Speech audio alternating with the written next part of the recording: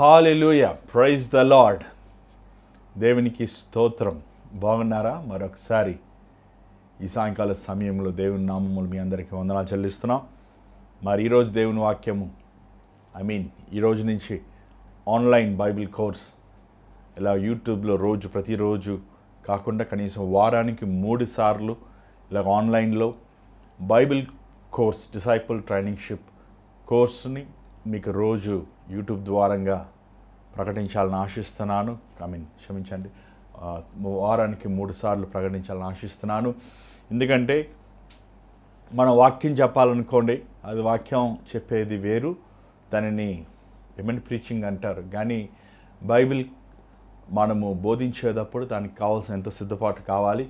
So అది రోజు చేయాలంటే మరి నాకు పరిచర్యలో వేరే భాగమైన పరిచర్యలు దేవుడు సహాయం ఇచ్చున్నాడు. సువార్త పరిచర్య అనేక మంది కోసం ప్రార్థిస్తాం. మరి ఇలాగా టీవీ మినిస్ట్రీ, సో ఎన్నితో పాటు ఇలాగ రోజు బైబిల్ క్లాస్ తీయాలంటే కష్టం, కానీ వీక్లీకి 3 క్లాసెస్ తీయాలని ఆశిస్తున్నాను. మరి ఈరోజు ఈ డిసైపుల్షిప్ ట్రైనింగ్ అనేది చాలామంది మీరు అడిగారు, ఇలా మేము ఒక బైబిల్ కాలేజీకి వెళ్ళాలి కానీ మాకు ఇది కుదురుతలేదు, మేము వెళ్ళలేకపోతున్నాం. కానీ ఇలాగ ఆన్లైన్ ద్వారంగా మీరున్న చోటనే మీరు దేవుని వాక్యాన్ని వింటూ బైబిల్ రిలేటెడ్ సిలబస్ని మీరు ధ్యానిస్తూ, మరి ఈరోజు నేను డాలస్ సెమినరీ థియాలజీని వారి దగ్గర ఉన్న ఆ సిలబస్ నేను ఫాలో చేయాలని ఆశిస్తున్నాను. ఎందుకంటే మరి వారు ఒక చక్కని ఒక ప్యాటర్న్ ఫాలో చేస్తున్నారు. సో దేవుడి చిత్తమైతే రాబోయే రోజుల్లో వారానికి 3 సార్లు మనము దేవుని వాక్యములో ముఖ్యంగా బైబిల్ కోర్స్, బైబిల్ రిలేటెడ్గా ట్రైనింగ్ రిలేటెడ్గా కావాల్సిన వర్తమానాలు, లెసన్స్, క్లాసెస్ అవన్నీ ఇలాగ యూట్యూబ్ ద్వారంగా మీతో ఈ అవర్ ఆఫ్ ప్రేయర్ ప్రోగ్రాంలో మీ షేర్ చేయాలని ఆశిస్తున్నాను. మరి ఈ విషయాన్ని మీరు ప్రార్థన చేయండి. మరి ఇది యూట్యూబ్లో ఉంటుంది కాబట్టి ఒకవేళ మీరు ఇప్పుడు కాకపోయినా మీరు తర్వాత కూడా మీరు చూడొచ్చు, మీరు నేర్చుకోవచ్చు. మరి ఈరోజు మొదటగా చాలామంది నాతో అంటుంటారు, అయ్యా మేము సేవ చేయాలని ఆశిస్తున్నాము. స్త్రీలు ఎక్కువ మంది అంటారు పురుషుల కంటే. ఎంతోమంది మేము బైబిల్ కాలేజీకి వెళ్ళాలనుకుంటున్నాం, ఏ కాలేజీకి వెళ్ళమంటారు అని చాలాసార్లు చాలామంది ప్రశ్నలు అడుగుతాము, నేను వింటూ ఉంటాను. కానీ బైబిల్ కాలేజ్ వెళ్తున్న మాత్రాన, ఆ బైబిల్ కాలేజీలో మీరు నేర్చుకున్న మాత్రాన ఒక సేవకులుగా తీర్చిదిద్దబడతారని చెప్పలేమండి. మరి నాకు తెలిసిన ఒక సహోదరుడు, నేను ఆ బైబిల్ కాలేజ్ పేరు చెప్తే నాకు ఇష్టం లేదు, తను ఆ బైబిల్ కాలేజీకి వెళ్ళి సేవ చేస్తానని చెప్పి సిగరెట్లకి బానిస అయిపోయాడు. సో అలాంటి పరిస్థితుల్లో ఈరోజు బైబిల్ కాలేజీలు ఉన్నాయి. బైబిల్ కాలేజ్ అంటే అక్కడ వచ్చిన పరిచారకుల్ని లేకపోతే ఆ స్టూడెంట్స్కి సరైన వాక్యము, సరైన దేవుని భయము లేకుండా సినిమా పాటలు ఇలాంటి వ్యర్థమైన వాటిని నేర్పిస్తాం మనం చూస్తున్నాం. చూడండి, బైబిల్ కాలేజ్ అలాగే థియాలజికల్ కాలేజ్, థియాలజికల్ స్టడీస్ చేయాలి అని చాలామంది ఆశిస్తుంటారు. మరి 2007లో నేను IICM, Indian institute of Christian management studies, అది యుఎస్లో వారు రికగ్నైజ్ చేశారు. ఆ యూనివర్సిటీ ద్వారంగా బ్యాచులర్ ఆఫ్ థియాలజీ చదువుతాం దేవుడు చూపించాడు. దాని తర్వాత మాస్టర్ ఆఫ్ డివినిటీ చేస్తానని దేవుడు సహాయం చేశాడు.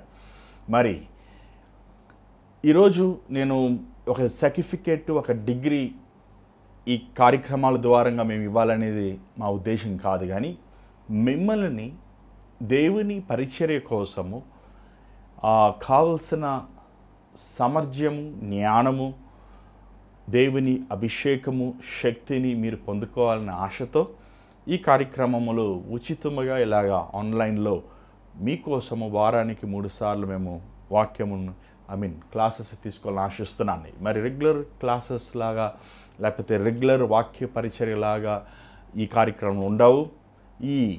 మనము ఎక్కువగా బైబిల్ స్టడీ, బైబిల్ని లెసన్స్ తీసుకుంటాం, మీకు కొన్ని అసైన్మెంట్స్ ఇస్తాం. అసైన్మెంట్స్ మీరు చేసి మీరు మరలా మాకు పంపిస్తున్నట్లు మీరు ఆశించిన వారు ఉంటే, ఒకవేళ అలా చేసిన వారు ఎవరికైనా ఉంటే మేము అలాంటిది గుర్తు పెట్టుకుని మేము అలాంటి వారిని అప్రిషియేషన్ కోసం కొన్ని సర్టిఫికేట్స్ అలా ఇవ్వాలని ఆశిస్తున్నాం. మరి ఈ విషయంలో మీరు గుర్తు చేసుకోండి, జ్ఞాపకం చేసుకోండి, గుర్తుపెట్టుకోండి. మరి ఈ బైబిల్ కోర్స్ బహుశా అందరికీ ఇది ఉపయోగం ఉండకపోవచ్చేమో, కానీ సేవ చేయాలి, సేవలో పాలు పొందాలి, సేవలో మేము నడవాలి అని ఆశ ఉన్న వారికి ఎక్కువగా ఉపయోగపడుతుంది. ఈరోజు ప్రస్తుత లోకములో అండి సేవ చేయాలంటే చాలాసార్లు చాలామంది గమనిస్తుంటాను, ఇన్స్టాగ్రామ్లో షార్ట్ వీడియోస్ పెడుతుంటారు, లేకపోతే మోటివేషన్ స్పీచెస్ పెడుతుంటారు, లేకపోతే వారు ఫోటోలు తీసి కొంచెం అడవాడు చేస్తుంటారు. కానీ యాక్చువల్గా మీరు చూసినట్లయితే అసలైన సేవ అంటే ఏంటి? సేవకి కావలసిన జ్ఞానము, తెలివి దేవుడి దగ్గర పొందుకోవాలి. ఖచ్చితంగా మనకి దేవుడు వాక్యం ఇచ్చాడు, వాక్యముని చదువుతాము, దేవుడు మనకిచ్చిన కృప, దాన్ని గ్రహించుకుంటాము, దాని భావంను అర్థం చేసుకుంటాము, దేవుడిచ్చిన మరొక కృప అనేది మనం అర్థం చేసుకోవాలి. ఇంకొకటి, సేవ ఎవరు చేయాలి? ఎవరు పెడితే వారు సేవకులుగా ఉండటానికి బైబిల్ ఒప్పుకుంటలేదండి. మనం ఆ విషయాలని పౌలు తిమోతికి, తీతుకి చెప్తున్నట్లు మనం చూడగలుగుతున్నాం. నీకు అభిషేకం ఉన్న మాత్రమున, లేకపోతే వరములున్న మాత్రమున నువ్వు సేవకుడు అవుతానికి యోగ్యత లేదు. దేవుని వాక్యం ఎన్ని మనం వచ్చే రోజుల్లో చూస్తాం, దాన్ని ఎట్లా ఉండాలి, ఎలాగ సేవ చేయాలి. ముఖ్యంగా సేవలో ఒక భాగం ప్రసంగం, చర్చ్ ఫైనాన్సెస్ ఎలా మేనేజ్ చేయాలి, చర్చ్ మేనేజ్మెంట్ ఎలా చేయాలి, సర్మన్స్ ఎలా ప్రిపేర్ చేసుకోవాలి, వాక్యము, రైట్ డాక్ట్రిన్, రైట్ థియాలజీ ఎలా మనం బోధించాలి, బైబిల్ని ఎలాగ మనం పఠించాలి, ఈ విషయాలన్నీ కూడా మనము రాబోయే రోజుల్లో మనం ఒకటి ధ్యానిద్దాం. మరి దేవుని చిత్తమైతే కొన్ని హీబ్రూ, గ్రీక్ కొన్ని పదాలు మనకు అవసరమైనవి మాత్రం మనము ధ్యానిస్తానికి మనకి అసాధ్యము. బహుశా కొన్ని మీకు దేవుడు ఇచ్చినవి సమయాన్ని బట్టి మేము పంచుకోవాలని ఆశిస్తున్నాను. సో ఈ థియాలజికల్ డిగ్రీ అంటుంటారండి, bachelors of theology, masters of theology. అలాగే మన బైబిల్ కాలేజీల్లో bachelors of divinity, masters of divinity అనే 2 మెయిన్ కోర్సెస్ మనం చూస్తుంటాం. మరి మన అందరికీ తెలిసినట్లు విలియం కేరీ గారు వెస్ట్ బెంగాల్లో స్థాపించిన Serampore university, it is the number 1 university. So Serampore university అప్పుడు 18వ శతాబ్దం నుంచి ఉంది. అది మన ఇండియాలో రికగ్నైజ్డ్, గవర్నమెంట్ దాన్ని రికగ్నైజ్డ్ అయ్యింది. అది అంత మాత్రం కాదు, దాన్ని అఫిలియేటెడ్గా చాలా బైబిల్ కాలేజెస్ మనము ప్రస్తుతం చూస్తున్నాం. ముఖ్యంగా చెన్నైలో గురుకుల్ కాలేజ్, అలాంటి ఇంకా హిందుస్థాన్ బైబిల్ ఇన్స్టిట్యూట్ అని కొన్ని పెద్ద ఇన్స్టిట్యూట్స్ దేవుని కృప బట్టి ఈ బైబిల్ కాలేజ్ ఎస్టాబ్లిష్మెంట్స్ మనం చూడగలుగుతాం. అలాగే మన ఆంధ్రప్రదేశ్లో ఏసీటీసీ వారు, ఇంకా అనేక పెద్ద సంస్థలు దేవుడు మరియు ఆయన కృప ద్వారంగా, లూథరన్ మిషనరీస్ ద్వారంగా, మెథడిస్ట్ మిషనరీస్ ద్వారంగా, బ్యాప్టిస్ట్ మిషనరీస్ ద్వారంగా వీరు స్థాపిస్తాము. ఆ పరిచర్యలు ఇంకొన కొనసాగుతాము. ఎంతోమంది పాస్టర్స్ ప్రతి సంవత్సరం బయటకు వస్తున్నారు. దాన్ని బట్టి దేవునికి మనము స్తుతులు చెల్లించాలి. కానీ చాలాసార్లు ఇలాగ రోజు మనం కాలేజీకి వెళ్ళి చదువుకుంటానికి అసహజం కదండి. చాలాసార్లు మనకి వయసు దాటిన వెంటనే, మన వివాహమైన వెంటనే, పిల్లలు ఉన్న వెంటనే బాధ్యతలు పెరిగిపోతుంటాయి. సో చాలామందికి సేవ చేయాలని ఆశ ఉంటుంది, సేవ పిలుపు ఉంటుంది. కానీ ఎలాగ చేయాలి సేవ? ఎలాగ సేవకి సిద్ధపడాలి? చూడండి, ఒక తను డాక్టర్ అని ఎప్పుడు పిలుస్తారు చెప్పండి? ముందు తను 4 సంవత్సరాలు చదవాలి, 1 ఇయర్ తను ప్రాక్టీస్ చేయాలి. అవన్నిటిని క్లియర్ చేస్తేనే ఇంచుమించు ఒక 17 సంవత్సరాలు లేకపోతే 18 సంవత్సరాలు చదివితే వరకు అంతటితో ఆగదు. మరలా వారు పీజీ చేస్తారు, మళ్ళీ ఆ పీజీకి మళ్ళీ ఎక్స్ట్రా ఒక డిప్లొమా చేస్తారు, మళ్ళీ ప్రాక్టీస్ చేస్తారు. మ్యాక్స్ ఒక 22 ఇయర్స్, 25 ఇయర్స్ అవుతుంది. అలాగనే ఈరోజు చాలామంది సేవకులు అవ్వాలంటే ఓవర్ ద నైట్ అయిపోవాలనుకుంటుంటారు. మరి నేను సంపూర్ణమైన సేవకు వచ్చి 2010 ఏప్రిల్ 26న సేవకు వచ్చామండి. దేవుని సేవకులు అయ్యగారు ఆర్ఆర్కి మూర్తి అయ్యగారు సేవలు అభిషేకించారు, ఆయన సేవ కోసం ప్రతిష్ఠించారు. సో ఇంచుమించు ఇప్పటికీ 13 సంవత్సరాలు అవుతుంది సంపూర్ణమైన సేవలు. ఎంతో అనుభవంతో దేవుడు ఎంతో అనుభవం అనుగ్రహించాడు. బైబిల్లో వాక్యం ఉపదేశము, అనేక ప్రాంతాలు, అనేక దేశాలు, అనేక వ్యత్యాసమైన సంఘాలు, సంఘములు, మెథడిస్ట్ సంఘం, లూథరన్ సంఘం, హెబ్రోన్ సంఘం వారు పిలవరు జనరల్గా, వాళ్ళు అలాంటి సంఘాల్లో నేను వాక్యం బోధించాను.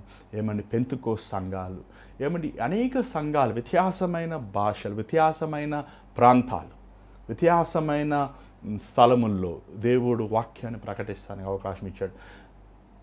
అనేక చోట్ల ఇచ్చినప్పుడు దేవుడు ఇచ్చిన కృప ఏంటంటే ఒకసారి పిలిచినప్పుడు నన్ను మరలా వారు పిలుస్తాము అంటే వారు ఆ డినామినేషన్ ఫీలింగ్ లేకుండా వారు స్వీకరిస్తూ చూసినప్పుడు దేవుడు ఇచ్చిన ఎంతో గొప్ప కృపని నేను ఆశించాను, సంతోషిస్తున్నాను. ఎందుకంటే అండి ఈరోజు మనం సిద్ధాంతమును ముట్టకుండా, సిద్ధాంతాలు ప్రకటించకుండా వాక్యము ఉన్నట్టు ప్రకటిస్తే ఆ వాక్యం క్రియ చేస్తుందండి. So let us not judge, everybody has their own doctrine ఉంటుంది, ఖచ్చితంగా వారికి ఒక నియమం ఉంటుంది. కానీ మనము ఆ మందిరంలోకి వెళ్ళి వారిని విశ్వసించిన ఆ డాక్టర్ని మనము తీర్పు తీరుస్తే మనం వారికి ప్రభు ప్రేమను చెప్పుతానికి అవకాశం ఉంటుంది. కాబట్టి let God be the judge, ఏమండి. కానీ వాక్యము నసక్కుండా, వాక్యమును మనం డిలీట్ చేయకుండా, వాక్యమును ఎడిట్ చేయకుండా ఉన్నట్టు ప్రకటించినప్పుడు నేను గమనించాను, ప్రజలు అది ఇష్టపడతారు. సో అంత మాత్రమే కాదు, ఒక సేవకుడిగా సిద్ధపడాలంటే ఏదో ఒక థియాలజికల్ స్టడీస్ ఉంటే మాత్రం సరిపోదు. తనలో ఉన్న సెల్ఫ్ మారాలి, స్వభావం మారాలి. ఏమండి అన్నిటికంటే ముఖ్యం ఏంటంటే పరిశుద్ధాత్మ అభిషేకం పొందుకోవాలి, దేవుని కృపను పొందుకోవాలి, దేవుని జ్ఞానం పొందుకోవాలి, విశ్వాసంలో ఎదగాలి. ఓవర్ ద నైట్ ఎదగలేమండి. 2010లో నా విశ్వాసం చాలా కొద్దిగా ఉంది ప్రభు మీద. కానీ ఇప్పుడు దేవుడు ఆయన మీద ఎంతో విశ్వాసమును నేను ఉంచుతాను, నాకు దేవుడు సహాయం చేస్తున్నాడు.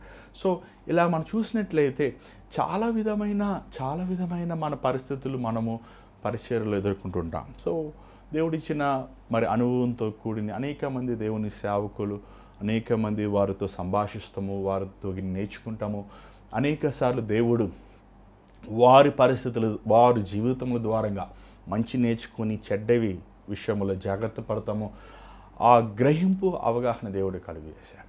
సో ఈరోజు మరొకసారి నేను ఈరోజు బైబిల్ ఈ డిసైపుల్షిప్ ట్రైనింగ్ని మీ అందరికీ కూడా నేను ఇలాగ యూట్యూబ్లో పంచుకోవాలని ఆశిస్తున్నాను. బహుశా కొన్నిసార్లు 40 మినిట్స్ ఉంటుంది, లేకపోతే 30 మినిట్స్ ఉంటుంది. రోజు దేవుడు ఎంతవరకు అనుమతిస్తాను అంతవరకు నేను చేయాలని ఆశిస్తున్నాను. But I want to take it slowly. Over the night ఏం అవ్వదు కదండి. సో డిసైపుల్షిప్ ట్రైనింగ్ అనేది ఇది బీటీహెచ్తో ఈక్వలెంట్ కాదు, కానీ ఇది ఒక 6 months మనం ఎంఎస్ సర్టిఫికేషన్ చేస్తుంటాం కదా, అలాంటి ఒక అవుట్లెట్స్ మీకు ఇవ్వాలని ఆశిస్తాను. దాని తర్వాత బహుశా దీని తర్వాత మరలా మీరు వెళ్ళి ఒక ప్రాపర్ మంచి ఒక థియాలజికల్ కాలేజెస్లో మీరు ఎన్రోల్ చేసుకొని మీరు ఇంకా ఫర్దర్గా స్టడీ చేస్తానికి, దేవుని వాక్యం వినటానికి ఆస్కారం ఉంటుంది. మొదటిగా ఈ కార్యక్రమము నాకు ఎప్పటి నుంచో ఒక ఆశ ఉంటుందండి. ఎన్నో స్థలాలు వెళ్ళాను, అనేక దేశాలు వెళ్ళాను, ఆఫ్రికా దేశాలు వెళ్ళాను, Uganda, Joburg, Rwanda, Bangladesh, middle east countries, చాలా కంట్రీస్ వెళ్ళాను, అమెరికా, యూకే. ఎక్కడికి వెళ్ళినా నన్ను కనీసం అయ్యా మీరు పాస్టర్గా ఉండండి, లేకపోతే మీరు ఎవరైనా మాకు సేవకులను పంపించండి అని వారు అడిగే ప్రశ్న ద రిక్వెస్ట్ అనేది నా చెవుల్లో వినపడుతుంటుంది. ఈరోజు మనకి ఈవెన్ మన ఆంధ్రప్రదేశ్లో కూడా ముఖ్యంగా ఈ కోవిడ్ తర్వాత కూడా చాలామంది సేవకులు మరణించారండి. ఎంతో సంఘములు ఖాళీగా ఉన్నాయి, కాపరి లేని సంఘం. చూడండి, కాపరి it is a full time job. Pastor అనేది పాస్చర్ గడ్డి వేసేవాడు గొర్రెలకి. అది 24 గంటల పని, అది 5 గంటలు 8 గంటలు పని చేసుకునేది కాదు. అది ఉద్యోగం చేసుకుంటూ చాలామంది పాస్టర్ని పిలుచుకుంటున్నారు. That's not right. మీరు సువార్థికులుగా పిలుచుకోండి, కానీ మీరు కాపర్లు అవ్వరు. కాపర్ అన్నవాడు తన సమస్తాన్ని విడిచిపెట్టి దేవుని కింద యజమానుడైన మంచి కాపరైన యేసుప్రభు కింద పని చేయవాడే కాపరే. సో అలాంటి కాపర్లు లేరు చాలామంది. అలాంటి వారిని సిద్ధపరచాలి అని నా ఆశ, నా వాంఛ. నాకు ఎప్పుడూ ఒక కాలం ఉండేది ఏంటంటే, హైదరాబాద్లో చర్చి పెట్టక ముందు చర్చి పెడతానని అనుకోలేదు ప్రభా, ఒక మంచి ఒక సేవకుల్ని సిద్ధపరిచే ఒక ఇన్స్టిట్యూట్ పెట్టాలి ప్రభా అని ఆశించాను. మరి అది నాకు ఎప్పుడు నెరవేరుతుందో నాకు తెలియదు, కానీ మరి అంతవరకు నేను ఆగి ఉండటం కూడా మంచిది కాదు. ఎందుకంటే ఇలా ఆన్లైన్ ద్వారంగా కనీసం ఈ వాక్యం విని సేవకులు సిద్ధపడితే అది దేవుని చిత్తం నెరవేరినట్లే. సో మొదటగా చాలాసార్లు చాలామంది సేవ అంటే వారు ప్రసంగం చేస్తేనే సేవ అనుకుంటుంటారు. ఫస్ట్ ఏమండి ఈరోజు ఉద్యోగం మానేసి రేపు సేవకు వచ్చేస్తే ఇంక వెంటనే ప్రసంగం చేసేయాలి. రెండవది వారు చాలాసార్లు నేను గమనించాను, ఈవెన్ నేను కూడా అలాగ ఉండేవాడిని. ఉద్యోగం చేసేసాక సేవకు వచ్చాక జీతం మీద ఎదురు చూసేవాడిని. ఏంటి 31వ తారీఖు దేవుడు నాకుంటే డబ్బులే లేదేంటి అనుకునేవాడిని. సో ఆ ఎంప్లాయీ మైండ్ సెట్ చాలాసార్లు మనకేమంటే ఒక వృత్తిని మనం చేసుకుంటుంటాం, వ్యాపారం చేసుకుంటుంటాం. చాలాసార్లు చాలామంది సేవకు ఎందుకు వస్తానంటారంటే వారికి ఇంకేమి కుదరక ఏమండి ఆ వ్యాపారంలో నష్టపోతారు, వారు ఉద్యోగం పోతుంది, అన్ని విధాలుగా నష్టపోయాక సరేలే ఇంకా దేవుని సేవ చేసుకుందాము, అలాగనే చేసుకుని మనశ్శాంతి కలిగి ఉందామని ఒక భావంతో ఉంటుంటారు. చూడండి, ఫస్ట్ ఆఫ్ ఆల్ సేవ అంటే ఏంటి ఏమండి? సేవ అంటే నీ నాన్నగారు చెప్పారు, అమ్మగారు చెప్పారు, లేకపోతే మీ పాస్టర్ గారు చెప్పారు, లేకపోతే వారు చెప్పారు, వీరు చెప్పారు కాబట్టి నువ్వు సేవకు వచ్చావా, లేకపోతే దేవుడు నిన్ను పిలిచాడు. This is very important. సేవ అంటే దేవుడు నిన్ను పిలవాలి. So that is important. So ఇవన్నీ మనం ధ్యానిద్దాం. మరి మీరందరూ రండి, ఈ లింక్ని మీరు లైక్ చేయండి, సబ్స్క్రైబ్ చేయండి ఛానల్ని, మీ ఫ్రెండ్స్ మీ ఫ్యామిలీస్ తెలియపరచండి. ఎవరైనా కూడా సేవకులకు అవ్వాలి లేదా ట్రైనింగ్ తీసుకోవాలని ఆశ ఉన్న వారికి లింక్ పంపించండి. బహుశా దేవుడు వారితో ఈరోజు మనం ధ్యానించబోయే వాక్యం ద్వారా దేవుడు వారితో మాట్లాడతారు. మరి వాక్య భాగంలో వెళ్ళక ముందు చిన్న ప్రార్థన చేద్దాం. పరిశుద్ధమైన తండ్రి, దయగల ప్రభువా, అయ్యా మీరు సర్వలోకానికి వెళ్ళి సర్వ సృష్టికి సువార్త ప్రకటించమన్నారు. నమ్మిన వారిని బాప్తిసం ఇమ్మన్నారు, నా శిష్యులుగా చేయమన్నారు తండ్రి. ఈరోజు నాయన కోత ఎంతో ఉంది, పనివారు తక్కువ మంది ఉన్నారయ్యా. దేవాదైనా నమ్మకమైన జత పని వారిని లేపమని వేడుకుంటున్నాం. ఈ ఆన్లైన్ డిసైపుల్షిప్ ట్రైనింగ్ ప్రోగ్రాం ద్వారంగా అనేక మంది అయ్యా నీ సేవకు సిద్ధపడేవారుగా అపవాది క్రియలతో పోరాడే శక్తిని వీరికి దయచేయమని యేసు నామములో అడుగుచున్నాం తండ్రి, ఆమేన్. చూడండి, సేవ మొదటగా చాలాసార్లు సేవ అంటే ఇందాక చెప్పినట్లు చాలామంది స్టేజ్ మీద వాక్యం ప్రకటించాలని అనుకుంటారు. చూడండి, సేవలో చాలా విధమైన పరిచయాలు ఉంటాయి. సేవ ఒకటి డైరెక్ట్ సేవ ఉంటుంది, ఇంకొకటి ఇండైరెక్ట్ సేవ ఉంటుంది, ఒకటి ఫుల్ టైం సేవ ఉంటుంది, ఇంకొకటి పార్ట్ టైం సేవ ఉంటుంది. ఒకటి ఏమంటే నువ్వు స్వయంగా అపవాది శక్తులతో పోరాడుతావు, ఇంకొకటి నువ్వు మోకాల మీద మోకరించి నువ్వు పోరాడుతుంటావు. సో సేవ అనే వెంటనే చాలామంది అడుగుతుంటారు, ఏం సేవ చేయమంటారు? చూడండి, మన దేవుడు చాలా స్పష్టంగా మాట్లాడేవాడు, వేగ్గా మాట్లాడేవాడు కాదు, క్లారిటీతో మాట్లాడతారు. ఇది కొట్టుకెళ్ళి అన్నాడు, కొట్టుకెళ్ళి ఏమండి 10 రూపాయలకి 3 నిమ్మకాయలు తీసుకొని రా. ఇంకా చెప్పాలంటే ఏ బ్యాగ్లో తీసుకురమ్మని, ఏ బ్యాగ్లో తీసుకురావాలో చెప్తాడు, ఏ దారిని పోవాలి, ఏ దారిని రావాలో కూడా చెప్తాడు, స్పష్టంగా చెప్తాడు. చెప్పి మళ్ళీ ప్రభు మనతోడు ఉంటాడు. అంత క్లారిటీగా మాట్లాడేవాడు ప్రభు, వేగ్గా మాట్లాడేవారు. చాలాసార్లు చాలామంది సేవను స్టార్ట్ చేస్తారు, సేవ స్టార్ట్ చేశాక సేవకు వస్తానంటారు, ఆ సేవలో శోధనలు వచ్చిన వెంటనే వారు వెనక్కి వెళ్ళిపోతుంటారు. సో ఇలాంటి వెరైటీ ఆఫ్ పీపుల్ మనం చూస్తుంటాం. ఒక ఎమోషనల్ సీజన్గా ఉంటుంది, ఒక 6 నెలలు బాగా ఉద్యోగంతో ఉంటారు, ఒక ప్రసంగం విన్నట్నే వాళ్ళు అలాగా ప్రభు కోసం బతకాలనుకుంటే మళ్ళీ లోకానికి వెళ్ళిపోతారు. మళ్ళీ కష్టాలు తట్టుకోలేక మళ్ళీ వారు పాత వృత్తికి వెళ్ళిపోతారు, పాత జీవితం వెళ్ళిపోతారు. సో చూడండి, మనము ఫర్ ఎగ్జాంపుల్ మీరు ఈ సివిల్స్ ఎగ్జామ్స్ మనం చూస్తుంటాం కదండి, ఈ ఆర్మీ ఎగ్జామ్స్ మనం చూస్తుంటాం. వారికి ఎగ్జామ్ ఫస్ట్ క్లియర్ చేస్తాం, అది హ్యూజ్ ఛాలెంజ్. ఆ ఎగ్జామ్ క్లియర్ చేశాక కూడా వారికి ట్రైనింగ్ ఇస్తారండి. ఆ ట్రైనింగ్లో వారు క్లియర్ చేయాలి. అది ఎగ్జామ్ క్లియర్ చేస్తాం ఒక వంతు కష్టం అంటే, ఆ ట్రైనింగ్ క్లియర్ చేస్తాం ఇంకో 2 అంతల కష్టం అది. సో అవన్నీ తట్టుకున్నాకనే వారికి పోస్టింగ్ ఇస్తారు. మళ్ళీ ఆ పోస్టింగ్లో కూడా అది కూడా ఛాలెంజ్, ఈజీ కాదు. సో సేవ కూడా అంతే. సేవలో మనం చూసినట్లయితే మొదటగా మనము సేవ అంటే దేవుని కోసం సేవ చేస్తున్నాం అంటే లిటరల్గా అపవాది శక్తులు విరోధముగా మనం పోట్లాడుతున్నాం. సో ఈ లోకములో మనము ఉద్యోగం చేస్తానికి కావాల్సిన జ్ఞానం కావాలి, ఆరోగ్యం కావాలి, ఏమని మనకి శక్తి కావాలి, శరీర విధమైన సామర్థ్యములు ఉంటే మనం చేయగలుగుతాం. కానీ దేవుని సేవ, దేవుని కృప ఉండాలి, అన్నిటికంటే దేవుని పిలుపు ఉండాలి. That is very most important. బైబిల్లో మనం చూసినట్లయితే ఎవరు కూడా దేవుడి దగ్గరికి వెళ్ళి నీ సేవ చేస్తాను అని అడిగింది ఒక్క వ్యక్తే. ఎవరు తెలుసా? గారడి సీమోను. నేను డబ్బులు ఇస్తాను, ఆ అభిషేకం నాకు ఇవ్వి, లేకపోతే ఆ పరిశుద్ధాత్మతో నన్ను నింపండి అని అడిగింది ఆ ఒక్క వ్యక్తే. దేవుడే వారిని పిలిచాడండి. ఇర్మియాని దేవుడు పిలిచాడు, గిద్యోని దేవుడు పిలిచాడు, మోషేని దేవుడు పిలిచాడు, అబ్రహాముని దేవుడు పిలిచాడు. అలాగే మనం శిష్యులు చూస్తుంటే మత్తయి సువార్తలో మనం చూస్తాం 12 మందిని దేవుడు పిలిచాడు. ఏమండి, పిలవకుండా చాలామంది వచ్చారు. వాళ్ళు పిలవకుండా వచ్చారు కాబట్టి ఏమండి తరమగురండే వెళ్ళిపోయారు వారు. దేవుడు పిలిచాడు. This is first most important thing. చూడండి, మనం సేవ చేయాలి, దేవుని కోసము నేను ఒక శిష్యుడిగా ఉండాలి అన్నప్పుడు మొదటగా దేవుని పిలుపు మనం అందుకోవాలి. This is very most important thing. చాలాసార్లు ఈ పిలుపు ఎలా తెలుసుకుంటాం అని చాలామంది అడుగుతుంటారు.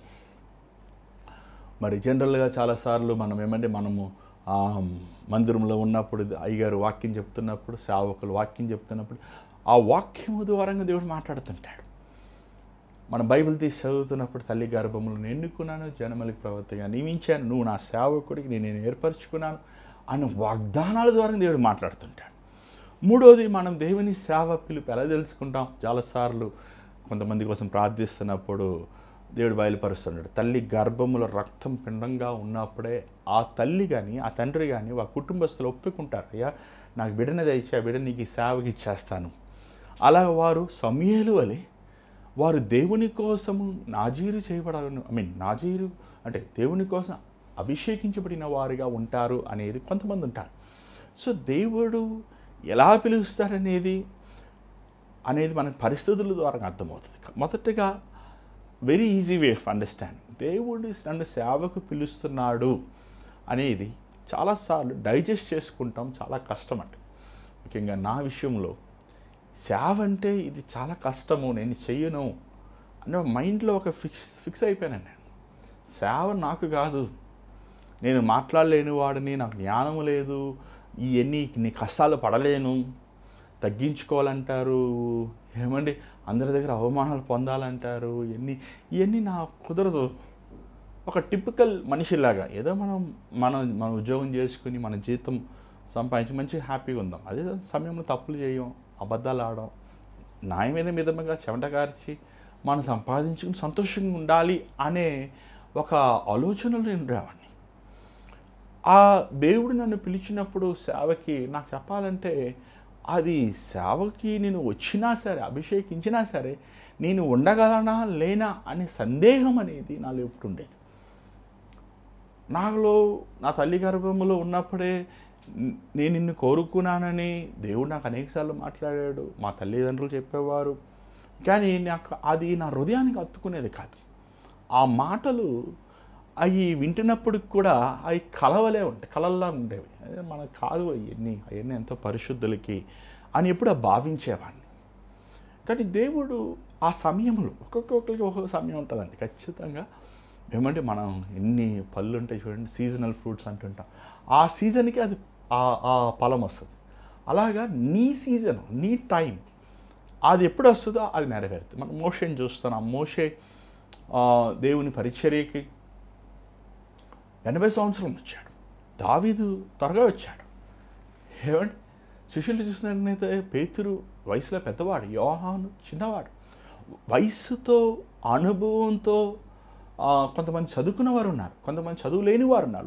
లూకా గారు చదువుకున్న వ్యక్తి, కొంతమంది చదువు లేని వారు ఉన్నారు.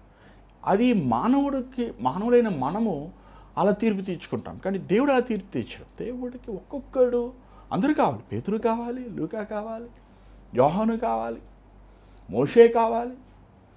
ఏమంటే ఒక్కొక్కరిని దేవుడు కోరుకుంటాడు, ఒక్కొక్క విధంలో కోరుకుంటాడు. అది ఎలా కోరుకుంటాడో అని దేవుడికి మాత్రమే తెలుసు. అది ఏ క్రైటీరియాతో కోరుకుంటాడో మనకు తెలియదు. ఇర్మియాని చూసిన బాలుడైన ఇర్మియాని దేవుడు పిలిచేశాడు. బాలు వేసినప్పుడు ఇర్మియాని దేవుడు వాడుకున్నాడు.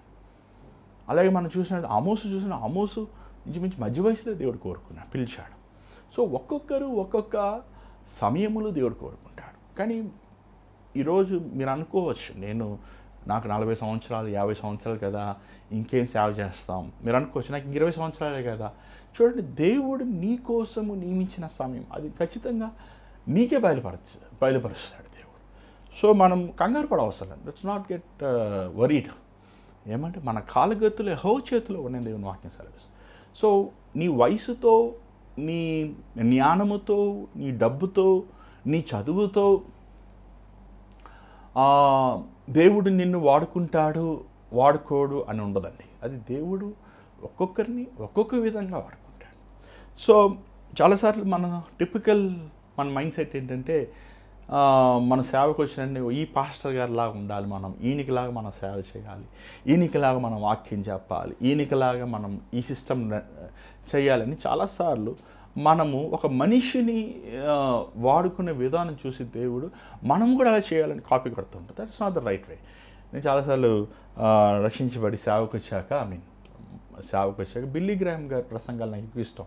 సో ఆ ప్రసంగాలు రాసుకుని ఆ పాయింట్స్ ఎక్కువ చెప్పేవాడిని. అప్పుడు దేవుడు నాకు బిల్లీ గ్రాహం ఆల్రెడీ ఉన్నాడు, నాకు ఇంకో బిల్లీ గ్రాహం అవసరం లేదు.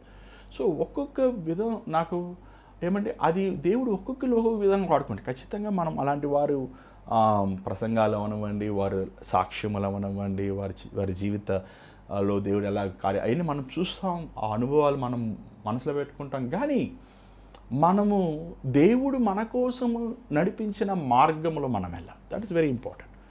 సో మొదటగా దేవుడి పిలవాలి.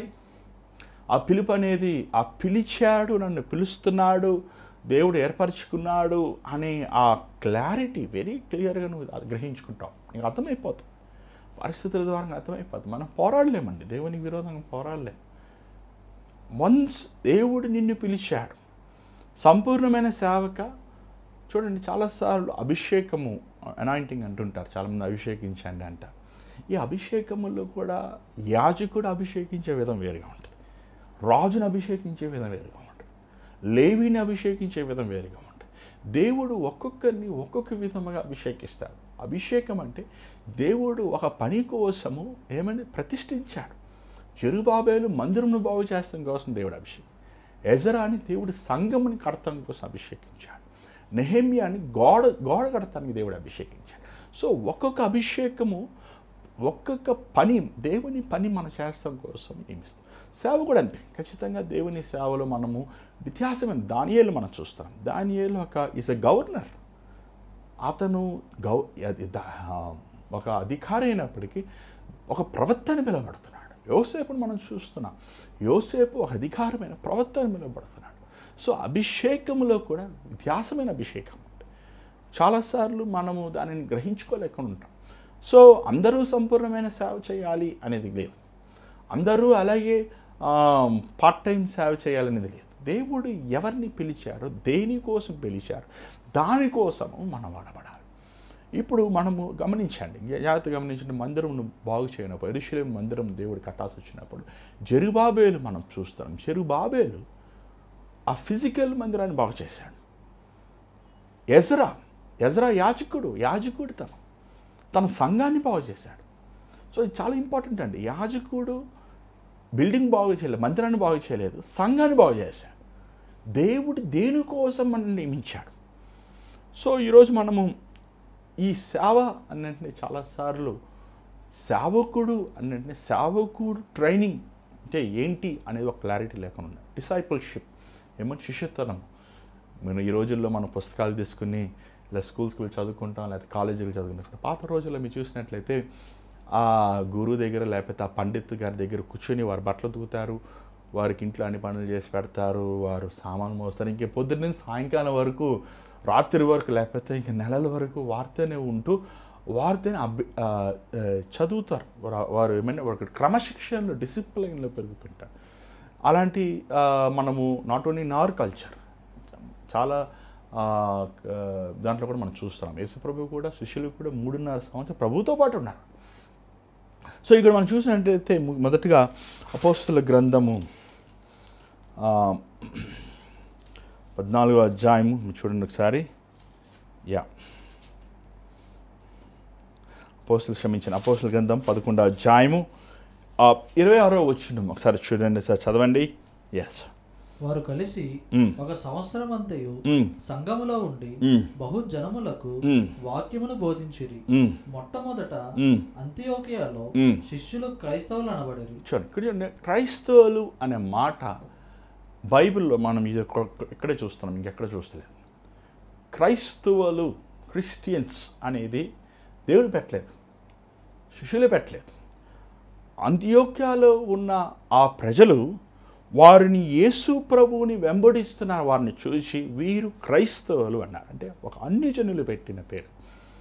క్రైస్తవుడు అంటే ఏంటి? ఏ క్రైస్తవుడు అంటే క్రీస్తుని వెంబడించేవాడు, a disciple of Jesus, follower of Jesus. ఏమండి? క్రీస్తుని వెంబడించేవాడు. ఈరోజు ఈ మాటకి విలువ లేకుండా పోయింది. మనం నిజంగా క్రీస్తుని వెంబడిస్తున్నామా, లేకపోతే మన సొంత సంఘాలు వెంబడిస్తున్నామా, లేకపోతే మన సొంత సిద్ధాంతాలు వెంబడిస్తున్నామా, లేకపోతే మన సొంత నమ్మకములు వెంబడిస్తున్నామా, లేకపోతే మనకిష్టమైనవి వెంబడిస్తున్నామా?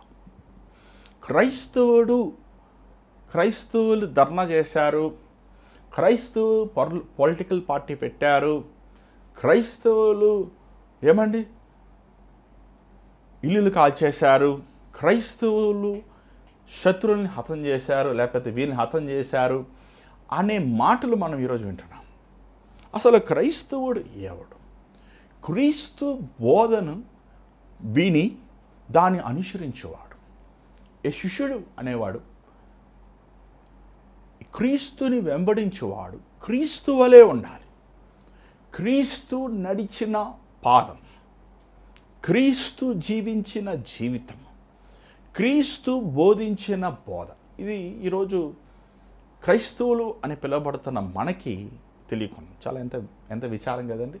ఈరోజు మన సంఘముల్లో, మన మందిరముల్లో, మన ఏమండి ప్రేయర్ మీటింగ్స్లో, మధ్యవార ప్రార్థన కూడికల్లో, ఉపవాస ప్రార్థన కూడికల్లో, మన హోమ్ మీటింగ్స్లో, మన గృహముల్లో కూడికల్లో, కుటుంబ ప్రార్థనల్లో క్రీస్తు బోధను మనం బోధిస్తున్నాము. చూడండి, బైబిల్ అంతా ఒకవైపు పెడుతుంది. ప్రభువు బోధించిన బోధన ఒకవైపు పెడితే ప్రభువు బోధించిన బోధ సారము చాలా విలువైనది. ఈరోజు చాలాసార్లు క్రైస్తవులు క్రీస్తుని వెంబడించిన మనకే క్రీస్తు బోధించే బోధ తెలియలేదు. ఒకసారి నేను యూకేలో ఉన్నప్పుడు ఒక ఆయన నన్ను అడిగాడు, ఏమండి బైబిల్లో ఉందా వ్యభిచారం చేసినప్పుడు ఆ ఇద్దరు వ్యక్తిని రాలేసి కొట్టి చంపాలనుంది, చంపేయాలా అని. ఆ మాటకి అతను ఒక హైందవుడు, చంపేయాలంటే అప్పుడు వ్యభిచారం చేసే వాళ్ళందరినీ చంపేయాలంటే ఈ లోకంలో ఎవరు ఉంటారు? చూడండి, బైబిల్ మనం బాగా జాగ్రత్త చదవాలి. యోహాను సువార్త 8వ అధ్యాయంలో యేసు ప్రభు దగ్గర ఒక వ్యభిచారంలో పట్టబడిన స్త్రీ వచ్చింది. ప్రభు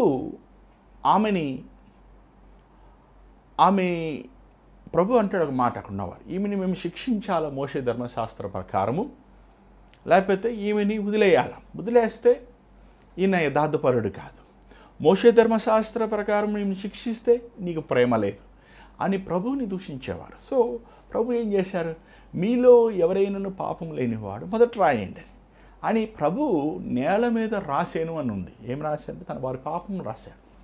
అక్కడ చూసినట్లయితే ప్రభు ఆ మాటలు నేల మీద రాసి లేచినప్పటికీ ఎవడు అక్కడ లేడు. ప్రభు అంటాడు, ఎవరు లేరా నేను శిక్షిస్తాను? ఎవరు లేరయ్యా. ఆ ప్రభు అంటాడు, వెళ్ళి నువ్వు పాపము చేయొద్దు. మోషే ధర్మశాస్త్రం అంటే పరాయి పురుషుడితో పరాయి స్త్రీతో లేకపోతే వివాహం కాకముందు వ్యభిచారం చేస్తే రాళ్ళు వేసి కొట్టి తన సొంత తండ్రి వారి మీద మూవేసి దరిద్రాల చెడగొట్టావు అని దూషించి చంపేయాలి. కానీ ప్రభు అన్నాడు, ఒక స్త్రీనైనను పురుషుడినైనను నువ్వు మోహపు చూపు చూస్తే, మోహపు ఆలోచన కలిగి ఉంటే నువ్వు వ్యభిచారం చేసినట్లే. అంటే ఏమైంది? మోషే ధర్మశాస్త్రము క్రియల్లో ఉన్నాయి, ఆలోచనల్లో కూడా పాపం అనేది దేవుడు ఆ మారల్ ఎథిక్ స్టాండర్డ్స్ ఎక్కింది. సో ఈరోజు మనం ముఖ్యంగా క్రీస్తుని వెంబడించేవారు, సేవ చేయాలని ఆశించేవారు, సువార్తను ప్రకటించాలని ఆశించేవారు మొదటగా ద బైబిల్ ఏం చెప్తుందనేది మనము జాగ్రత్తగా చదవాలి, స్టడీ ఏమండి it is a pattern of study. దీన్ని థియాలజీ అంటారు. ఏమండి థియాలజీ 2 విధాలమైన theology, old theology, new theology. ఏమండి ఈ థియాలజీ అనేది ఈ study of about God, about the scriptures, about the laws. ఏమంటే ఈరోజు వాక్యమును మనం బోధిస్తున్నప్పుడు చాలామంది కృపను పట్టుకుని కృప కృప కృప అని ఎక్కువ కృప గురించి చెప్తుంటారు, కొంతమంది ఎక్కువ పాపం గురించి చెప్తారు. The word has to be balanced. వాక్యము కృప ఉంది కాబట్టి నువ్వు ఇంకా పాపం చేయాలని రూల్ కాదు. కృప ఉంది కాబట్టి నువ్వు పాపం చెయ్యు. That is it. ఏమండి ఒక పాస్టర్ గారు అంటున్నారు, ఈరోజు చేసే పాపాలు, రేపు చేసే పాపాలు, ఎల్లుండి చేసే పాపాలు, నువ్వు జీవితాంతం చేసే పాపాలు అన్నీ దేవుడు క్షమించేసి. ఎలా కుదురుతుంది? నువ్వు యేసుని, దేవుని ప్రేమను చూచిన వాడవైతే, నువ్వు తండ్రి ప్రేమను కలిగి ఉన్నవాడవైతే నువ్వు పాపములు జీవించలేవు కదా, నీలో లోకం ఉండదు కదా. So this is contradicting preachings అనేది ఈరోజు మనం చూస్తాం. ఫాల్స్ డాక్ట్రైన్, తప్పైన సిద్ధాంతములు, తప్పైన బోధన, తప్పైన ఆచారాలు, ఎక్కువ ఆచారాలు మనం చూస్తున్నాం, పద్ధతులు, ఆచారాలు. ఏమండి ఒకసారి వెళ్ళినప్పుడు క్యాండిల్ వెలిగించారండి. దేనికని? యేసుప్రభు క్యాండిల్. ఎందుకు క్యాండిల్ వెలిగిస్తాం? యేసుప్రభు చచ్చిపోయి ఉన్నాడు కాదు కదా. చచ్చిపోయిన వారికి నేను లోకానికి వెలుగై ఉన్నాను, నువ్వు ఇచ్చే వెలుగు ఏం ప్రయోజనం? సో ఈరోజు మనం చూడాలి, ఇవన్నీ గమనించాలి, ఇవన్నీ ఆలోచించాలి. ఇక్కడ మనం చూసినట్లయితే ఇవన్నీ కూడా ఇక్కడ వాక్యంలో మనం ఈ భాగాలను చూసినట్లయితే వాక్యాన్ని మనం సిస్టమేటిక్గా చదవాలి. చూడండి, చదివింది ఎవరికి వారి ఇష్టానికి అర్థం చేసుకోకూడదు. మొదటిగా బైబిల్ థియాలజిన్స్, ఏమంటే ఎంతోమంది గొప్ప థియాలజిన్స్ మన రోమన్ క్యాథలిక్ చర్చ్ వారు ఏం చేశారంటే, ముందు శతాబ్దముల్లో వారు బైబిల్ని ఎవరు పెడితే వారు చదవనివ్వరు. బైబిల్ వారే చదువుతారు, వారికి ఇష్టమైన వారికే దానిని బోధిస్తానికి లైసెన్స్ ఇస్తారు. వాక్యం బోధించాలని లైసెన్స్ కావాలి. సో ఒక వ్యక్తి చచ్చిపోయాడు మా నాన్న అంటే, సరే నువ్వు కానికై మీ నాన్న ఆత్మకి నుంచి వెళ్తుంది అని తప్పైన సిద్ధాంతాలతో మనము చూస్తున్నాం. శతాబ్దంలో మన హిస్టరీ చూస్తున్నాం, చర్చ్ హిస్టరీ మీరు తీసుకుని చూస్తే అర్థమైపోతుంది. మనం విలియం టెండే బైబిల్ ట్రాన్స్లేట్ చేసాను, కాల్ చేశారు. ఆ రోజుల్లో బైబిల్ హీబ్రూ భాషలో, గ్రీక్ భాషలో, గ్రీక్ కానీ హీబ్రూలో ఉండేది. యేసుప్రభు మాట్లాడింది అరమిక్ అంటే కొలికల్ గ్రీక్, అది లేదా కొలికల్ Hebrew if I'm not wrong. ఏమండి కానీ అది అందరూ చదివే అవకాశం ఉండేది కాదు. మరి ఆ రోజు సంఘంలో జరిగే దౌర్జన్యము, దుర్మార్గము, మరి గొప్ప రిఫార్మర్ మార్టిన్ లూథర్ గారు ఏమంటే దానిని వాక్యము బైబిల్ అందరి చేతుల్లో ఉండాలని, బైబిల్ ఉన్నది సత్యమైన పుస్తకము, ఈ సంఘములో జరిగేవి వ్యత్యాసమైనవని వారు ఆ రోజు అందుకే ఈరోజు మన ప్రొటెస్టెంట్స్ అంటారు. ప్రొటెస్టెంట్స్ 2 విధమైన డినామినేషన్స్. సో ఆ రోజు ఆ ప్రొటెస్టెంట్ రెవల్యూషన్ దేవుడు తీసుకొచ్చాడు. ఈరోజు బైబిల్ చదువుతాం అనేది మనందరికీ ఇది ఒక దేవుడిచ్చిన ధన్యత. ఆ రోజు యేసుప్రభులు ఉన్న కాలంలో కూడా వారు బైబిల్ చదవాలంటే ఆ రోజు ధర్మశాస్త్రానికి వెళ్ళాలి. అది కూడా ధర్మశాస్త్రం సమాజ మందిరంకి వెళ్ళాలి. సమాజ మందిరంకి వెళ్ళినా సరే నువ్వు ధర్మశాస్త్రముని బోధించే పండితుడిగా ఉండాలి, లేకపోతే నువ్వు ఒక అధికారిగా ఉండాలి. ఎవరు పెడితే వాళ్ళు చదివేది కాదు. అది కొనుక్కోవాలంటే అది ఎంతో ధనముతో కూడేది. సో కానీ దేవుడు ఈరోజు ఈ ప్రస్తుత లోకంలో మనకి దేవుని వాక్యాన్ని మనకి ఇచ్చాడు. సో ఈ వాక్యమును ఎలా చదవాలి చాలా ఇంపార్టెంట్ అండి. చూడండి, చాలాసార్లు ఒక సేవకులు అన్నారు, పాత నిబంధన పాతది చింపడేసే. ఆ మాట ఏంటంటే నాకు చాలా బాధ వేసిందండి. ఎందుకంటే ఇర్మియా గ్రంథము, యేస్కేలు గ్రంథము, ప్రవక్తలు రాసిన పుస్తకంలో మైనర్ ప్రాఫిట్స్, మేజర్ ప్రాఫిట్స్ వారు రాసిన పుస్తకములు చదివినప్పుడు దేవుడు మానవుణ్ణి ఇంతగా ప్రేమిస్తున్నాడు. అసలు దేవుని మనసు అర్థం చేసుకున్నాను చెప్పాలి. సో ఈరోజు మనము దేవుని ప్రేమ, దేవుని మనసు అర్థం చేసుకోవాలంటే మనకి చెప్పాలంటే పాత నిబంధన ఎక్కువగా మనం అర్థం చేసుకుని దేవుడు ఎంతగా మానవుని ప్రేమిస్తున్నాడో అనేది మనం అర్థం చేసుకోగలుగుతాం. సో బైబిల్ ఇంకొకటి పాత నిబంధన కొత్త నిబంధన కాదు, కానీ ప్రభు అన్నాడు, నేను మోషే ధర్మశాస్త్రం కొట్టివేస్తాను రాలేదు, మోషే ధర్మశాస్త్రముని నెరవేరుస్తాం కోసం వచ్చాను. ఈరోజు మనం క్రియల ద్వారంగా కాదు కానీ విశ్వాసము ద్వారా రక్షించబడు. మనం మోషే ధర్మశాస్త్రం 660 ఆజ్ఞలు మనం నెరవేర్చలేకపోయాం కాబట్టి ఆయన నెరవేర్చి ఆయన యందు నువ్వు విశ్వాసం ఉంచినప్పుడు రక్షించబడు. So the right way of theology, the right way of preaching the doctrine, it is very important అండి. చూడండి, మనము బైబిల్కి స్టిక్ అయి ఉంటాయి, బైబిల్లోనే ఉంటాయి, బైబిల్లోనే మనం ఉంటే కొంతమంది అంటుంటారు వాయిద్యాలు వాయించకూడదు, పాటలు పాడకూడదు, చప్పట్లు కొట్టకూడదు, ఉంగరాలు వేసుకోకూడదు, బంగారములు. చూడండి, ఇలాంటి చాలా మనం చూస్తున్నాం, చాలా విధమైన వ్యత్యాసమైన ప్రశ్న. చూడండి, అది చెయ్యొచ్చా చెయ్యకూడదా, వాయించాలా వాయించకూడదా అని అదే బైబిల్లో మనం చూసి, ముఖ్యంగా అలంకరణ విషయం వచ్చినప్పుడు అది వ్యక్తిగతమైనది. నువ్వు వేసుకోకు, నీకు ఇష్టం లేకపోతే వేసుకోవద్దు, పక్కోడు వేసుకున్నాడు కాబట్టి వాడు నరకానికి వెళ్తాం అంటే తప్పది. వాయిద్యాలు ఉండవంటే పరలోకం వాయిద్యాలు ఉన్నాయి కదా, దావీదు ఆ వాయిద్యంతో వాయించాడు కదా, బైబిల్లో స్పష్టంగా ఉంది కదా. అంటే అక్కడ ఒక మాట ఉంటుంది, ఏమండి, నీ పండగలు ఆ రోజు ఇశ్రాయేలు ప్రజలు వారు దేవునికి విరోధమైపోయారు, భ్రష్టత్వం అయిపోయారు. దేవుడు ఏమండి, వారు దేవుని ఆజ్ఞలు మీరేసి ఇష్టానుసారంగా తిండిపోతులుగా తాగుబోతులుగా ఉన్నప్పుడు కోపంలో ప్రభు అన్నాడు, అంత మాత్రమున నీకు వాయిద్యాలు నువ్వు వాయిస్తే నరకానికి వెళ్ళిపోతావు అని టక్కున ఆ మాట ఎత్తుకుని ఆ మాట అనేస్తే. చూడండి, బైబిల్లో ఒక పద్ధతి ఉంది. ఎవరిని కూడా సేవకుడు పాస్టర్ గారు ఎలా ఉండాలి, ఏంటి క్వాలిఫికేషన్స్. చూడండి, చాలాసార్లు పాస్టర్ గారు అయిపోవాలంటే వెంటనే చాలామంది ఏమండి బీటీఎస్ అయిపోయిందా, ఓకే పాస్టర్ గారు అయిపోయారు అని ఒక సర్టిఫికేట్తో పాస్టర్ గారు అయిపోయారు. చూడాలి, అలా పౌలు మనం చూస్తున్నాం, తీతుతో అంటారు ఏమండి, నిందారహితుడిగా ఉండాలి, ఒక స్త్రీకు పురుషుడిగా ఉండాలి, మంచి పేరు కలిగి ఉండాలి, షార్ట్ టెంపర్ ఉండకూడదు, సహనం ఉండాలి. సో ఈ గుణగుణాలు చాలా ఉంటాయి. సో ఒక సేవకుడికి ఉండాల్సిన గుణగుణం ఎలాగ, నువ్వు ఒక థియాలజికల్ డిగ్రీలో బీటీహెచ్లో కానీ ఎంటీహెచ్లో కానీ నువ్వు ఎగ్జామ్స్ రాసి పాస్ అవుతున్నావో అలాగా నీ గుణములో కూడా మార్పు రావాలి. సో ఇవన్నిట్లో మనం చూస్తున్నాం, ఇవన్నీ కూడా మనం నేర్చుకోవాలి అని ఆశిస్తున్నాం. సో ఈరోజు ఒక అవుట్లెట్, మేబీ జస్ట్ ఒక అవుట్లెట్ మనం ఇవాళ మీకు ఈరోజు ప్రోగ్రాంలో చూసినాం. మొదటిగా ఒక పాయింట్ ఈరోజు చెప్పాలనుకుంటున్నాను. దయచేసి కీర్తనలు 119, Psalms 119, Psalms 119. ఎందుకు ఈ బైబిల్ కోర్స్, లేకపోతే ఎందుకు బైబిల్ డిసైపుల్షిప్ ఎందుకు మనకు ఉండాలి అనేది చూడండి, ఎందుకనేది మనం చూద్దాం ఒకసారి. కీర్తన 119, కీర్తనదారుడు ఈ విషయం చక్కగా మనకి రాసి ఉన్నాడు. మొదటి నుంచి 16 వచనం చదవండి. చదవండి. యెహోవా ధర్మశాస్త్రం అనుసరించి నిర్దోషముగా నడుచుకున్న వారు ధన్యులు. ఆయన శాసనములను గైకొనుచు పూర్ణ హృదయముతో ఆయనను వెదుకువారు ధన్యులు.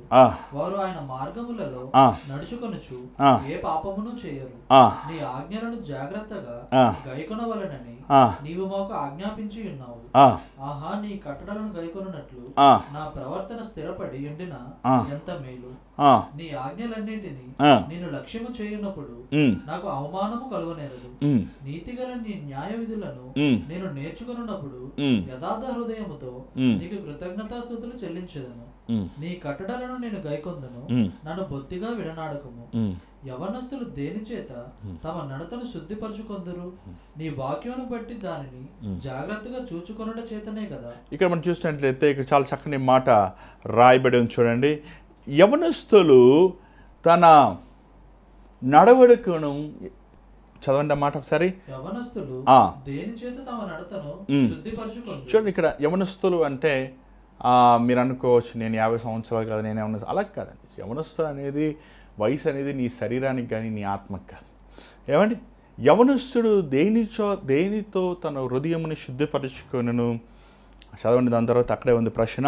నీ వాక్యమును బట్టి చూచుకొనుట చేతనే కదా నా పూర్ణ హృదయముతో నిన్ను వెతికి ఉన్నాను. ఏమండి, నీ వాక్యమును బట్టి నేను జాగ్రత్తగా చూచుకుంటేనే కదా. చూడండి, ద వాక్యం, ద వర్డ్. ఆది యందు వాక్యం ఉండును, వాక్యం దేవుని యొద్ద ఉండును, వాక్యమే దేవుడు. చూడండి, when we come to the theology అన్నప్పుడు it is learning about the God's laws, దేవుని ఆజ్ఞలు, దేవుని కట్టడలు, అన్నిటికంటే దేవుని వాక్యము. దేవుని వాక్యము 2 అంచెల కర్కము. చూడండి, మనకి we have to have the time and we have to have the patience to learn. Over the night మనము ఏబీసీని నేర్చుకుని పిహెచ్డీ చేస్తారండి, చేయలేం కదండి. మనము స్టెప్ బై స్టెప్ చేస్తుంటాం. అది step by step it takes a process. అంటే first standard, second standard, third standard స్లోగానే అదే పిల్లోడికి డిగ్రీ సిలబస్ మనం ఎల్కేజీ పిల్లలకి వెళ్ళాం కదండి. మన ఆ వయసు ఎంత ఉందో మన జ్ఞానం కూడా అంతే, ఆత్మీయం కూడా అంతే. ఏమంటే నేను 10 సంవత్సరాల ముందు బైబిల్ చదివినప్పుడు నా ఆత్మీయ జ్ఞానం ఎంత ఉందో ఇప్పుడు దేవుడు ఎంత ఉంది, దేవుడు కృప చూపించాడు. ఇంకొక 10 సంవత్సరాలు ఇంకా ఎక్కిస్తాడు ఖచ్చితంగా. ఇట్ ఇస్ నాట్ నేను 10 సంవత్సరాలు చదివేశాను, నేను 20 సంవత్సరాలు చదివేశాను అని నాకు అంతా వచ్చు అనలేమండి. నేను దేవునితో నడిచేయకూడదు, ఇంకా నేర్చుకుంటాను, రోజు రోజుకి నేర్చుకుంటున్నాను. రోజు రోజుకి దేవుడు తనలో ఉన్న వాత్సల్యతను, తనలో ఉన్న దయను, తనలో ఉన్న ప్రేమను, ప్రభువులో ఉన్న వాక్యంలో ఉన్న మర్మములు రోజు రోజుకి అది మనకి.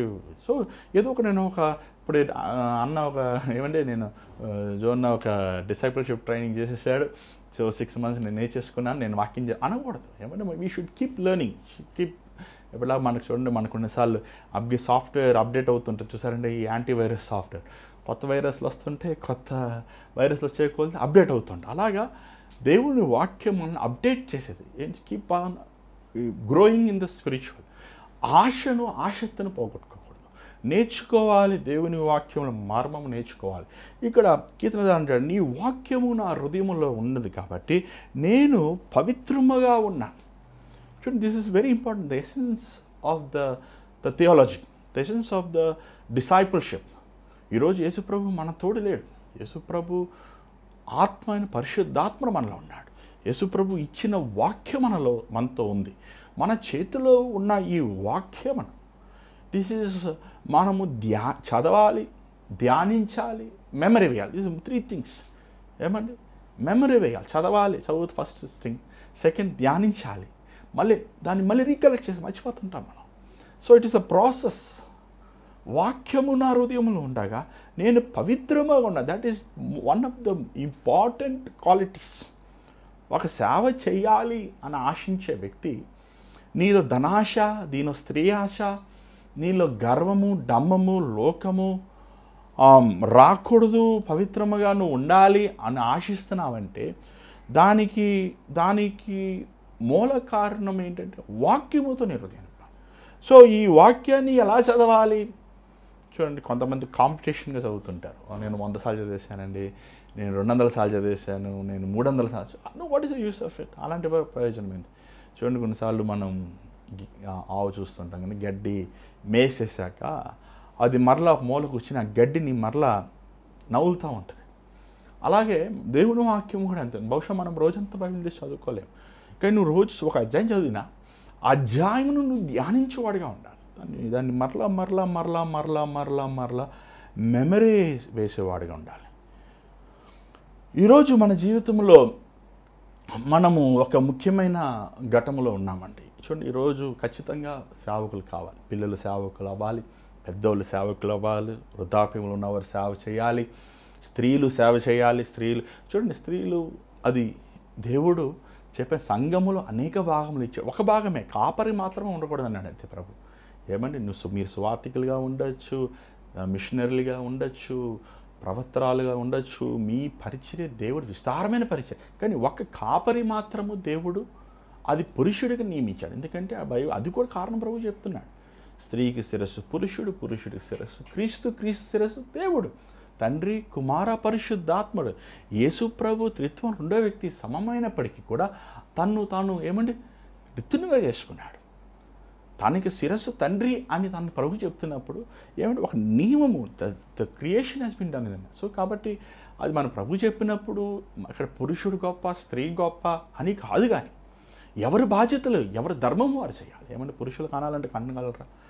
ఏమంటే దేవుడు ఒక్కొక్కరికి ఒక ధర్మం ఇచ్చాడు, ఒక్కొక్కరు ఒక్కొక్క విలువ ఉంది సమాజంలో.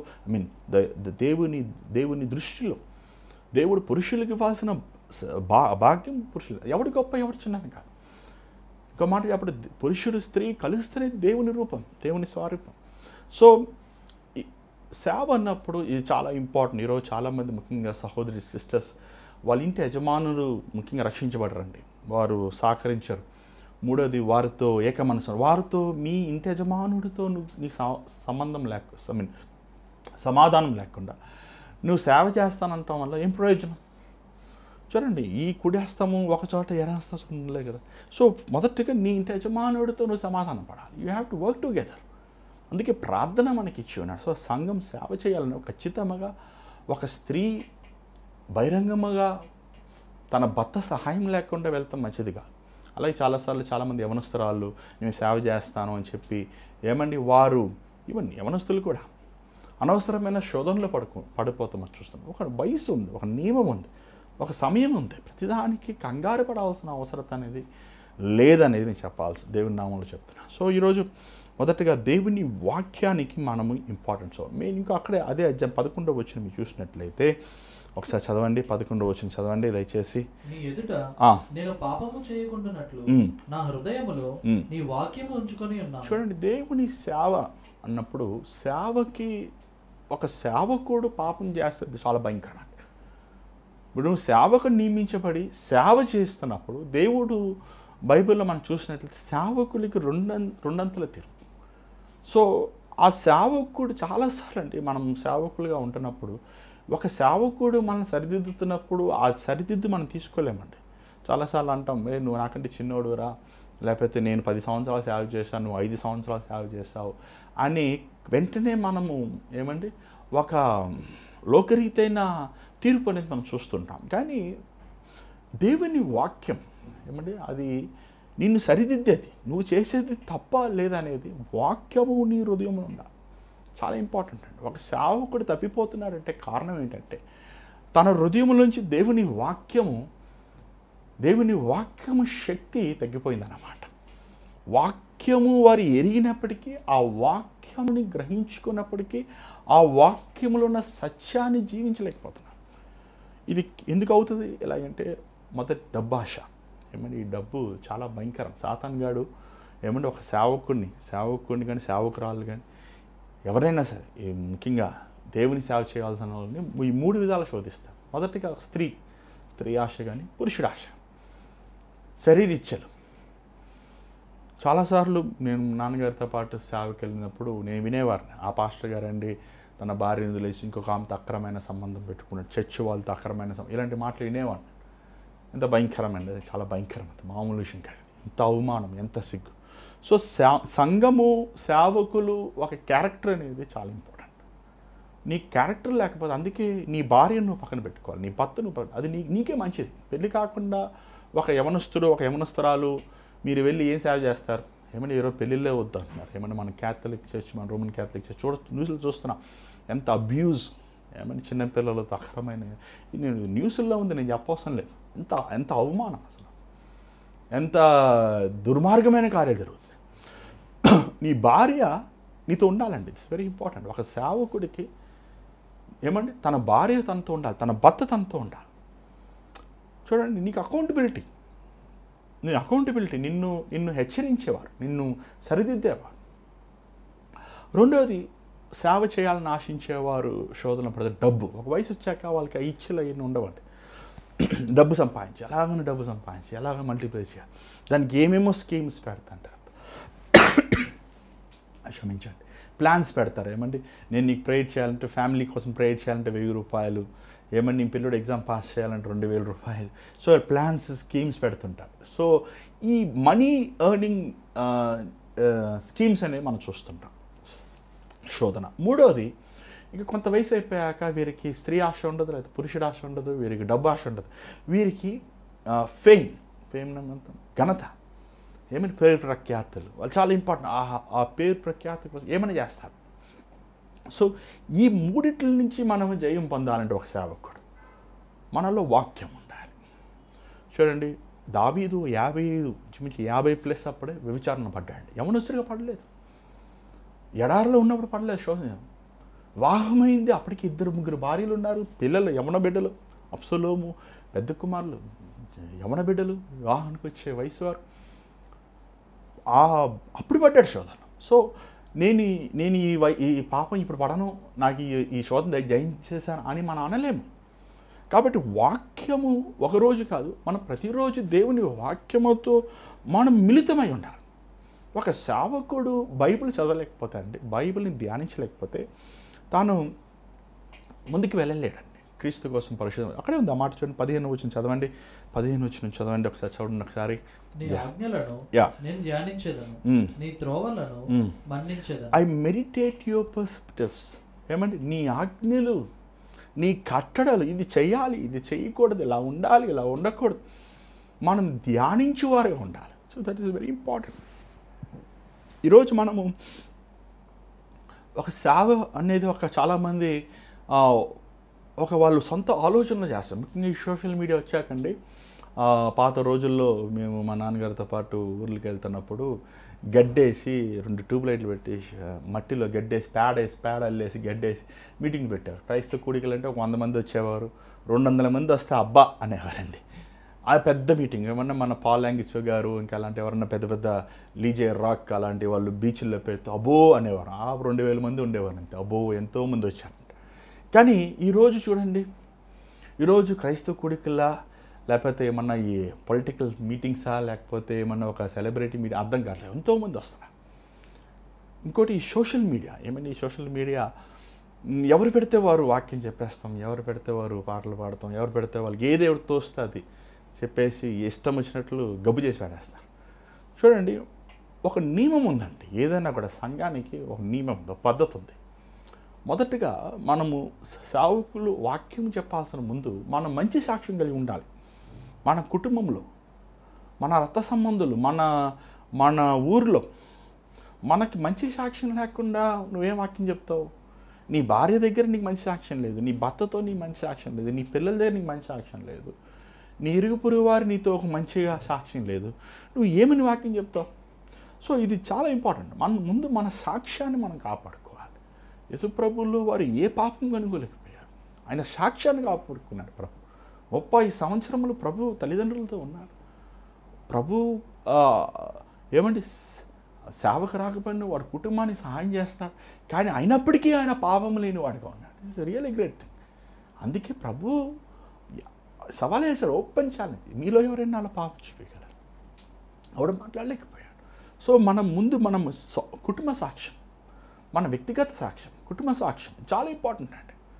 ఖచ్చితంగా మన లోపం లేని వాళ్ళు లేరు, కానీ మన లోపములు సరిచేసుకోవాలి, సరిదిద్దుకోవాలి, మనం సమాధాన పడాలి. పాస్టర్ గారికి శత్రువులు ఉంటే ఎలాగా? పాస్టర్ గారు ఏమంటే ఇతరులతో బాధ పెట్టేసి ఆయన వాక్యం చెప్తాం ఎలాగా? సో ఇవన్నీ కరెక్ట్గా, ఇవన్నీ మనం వచ్చే రోజులు ఇంకా will go in deep analysis. So first the word, వాక్యాన్ని మనం కీర్తిద్దాం, వాక్యముని మనం చదవాలి, వాక్యం ఎలా చదవాలి, వాక్యం ఎలా ధ్యానించాలి, ఈ విషయాలు కూడా దేవి చిత్తమైతే వచ్చే రోజుల్లో మీతో నేను పంచుకోవాలని ఆశిస్తున్నాను. దయచేసి తలలో ఉంచండి చిన్న ప్రార్థన. పరిశుద్ధమైన తండ్రి దయగల ప్రభా, అయ్యా నేను ఈ డిసైపుల్షిప్ ట్రైనింగ్ ప్రోగ్రాంలో నాయన నీ కృపను మాకు అనుగ్రహిస్తున్నావు. నన్ను ఇసులో చాటు మరుగుపరచు. నీ బిడ్డలు నాయన అయ్యా సేవ చేయాలి, సేవకులుగా అవ్వాలి, ఎలాగవ్వాలి, ఎలా చేయాలి, ఎలాగ వారు నీకోసం వాడబడాలి అని వారి ఆశను తీర్చు ప్రభా.